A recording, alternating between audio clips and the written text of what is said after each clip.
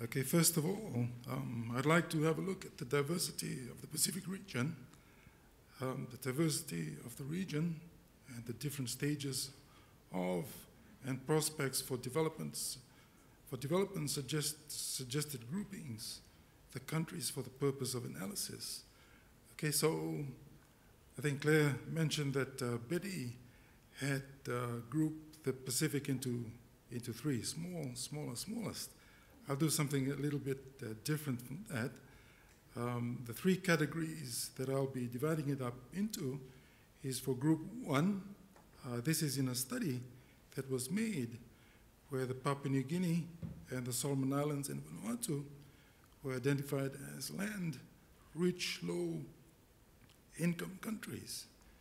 Group two, which is the Micronesian countries, vulnerable island states, made up of Kiribati, the Republic of the Marshall Islands, the Federated States of Micronesia, and Nauru, as well as Tuvalu.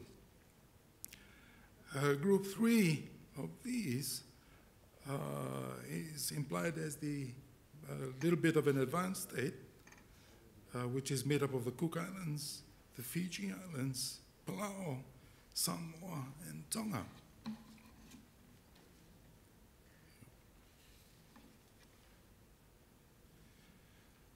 The countries in Group 1 have low social and economic indexes, but positive agricultural potential. The vulnerable island states, Group 2, face severe economic constraints, few economic prospects, and issues of sustainability.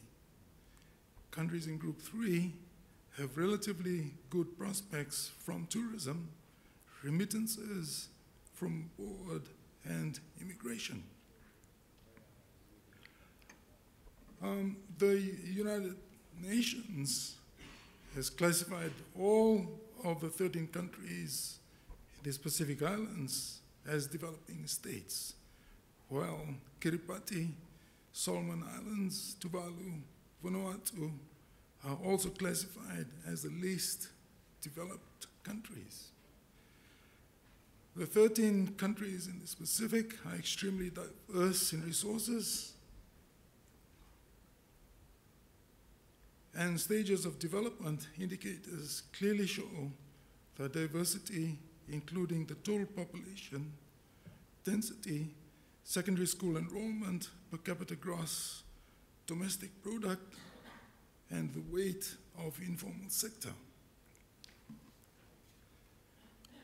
For the purposes of analysis, it is useful, therefore, to arrange the countries in groups with similar characteristics to understand the different challenges that each group faces. As shown in the map, okay, that'll come up later, the 13 countries are grouped into three categories given above. The three countries groups according to various social and economic indexes. The Pacific Island region covers a third of the Earth's surface and has more than 550 inhabited islands. The 13 countries have termed as Pacific Island countries support an immense biodiversity and a sustainable base of natural resources.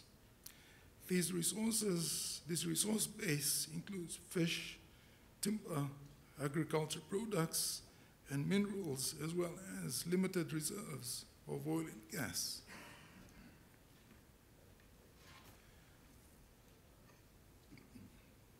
Many of the countries are vulnerable to natural disasters, such as cyclone, which Fiji and Samoa get quite a bit of, the flooding, earthquakes, and volcanic eruptions.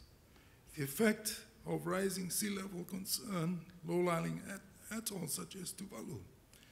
Coastal areas of all Pacific countries, especially atolls, are at risk from tsunami. Okay, and there's a map of the Pacific, making 1/3 of the Earth's land area. Tibet in the region.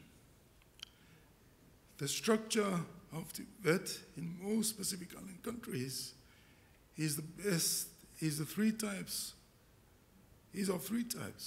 school-based, vocational education, vocational training institutions, and post-secondary technical training. Almost all countries attempt to provide some pre-vocational courses at the secondary level. Tibet is often administered by different organizations, which can lead to challenges in coordination. Several countries have natural training councils. Apprenticeship training is strong in the larger countries. Maritime training is an important specialization for the region. Private training institutions constitute an important, although largely unsurveyed, part of providing training. Religious organizations are important suppliers of training in many countries. Public financing for Tibet accounts for 2 to 4% of the public spending in education and training. Some non-public financing supports of Tibet at all levels. For the Tibet costs, financial expenditures in Tibet financing, Pacific Island countries fit into two categories in educational expenditure: those that pay mostly on their own funds and those that receive significant external funding for education and channel government funds to other activities. Countries also vary considerably in terms of the level of private and industry support to Tibet through training levies, student fees, college-based enterprises, and industry support through apprenticeships.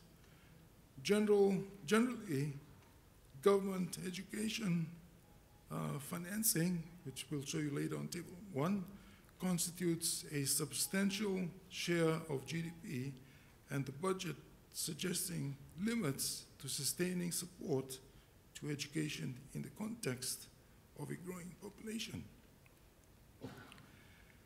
Difficulties are particularly likely to arise in the absence of significant funding for small island states. Tibet expenditure is low and likely to be affected by increasing demands for primary and secondary education for a rising population. Ministries other than the Ministry of Education funding activities such as marine fisheries, colleges, and informal sector training, thereby generating additional government financing of the Tibet sector.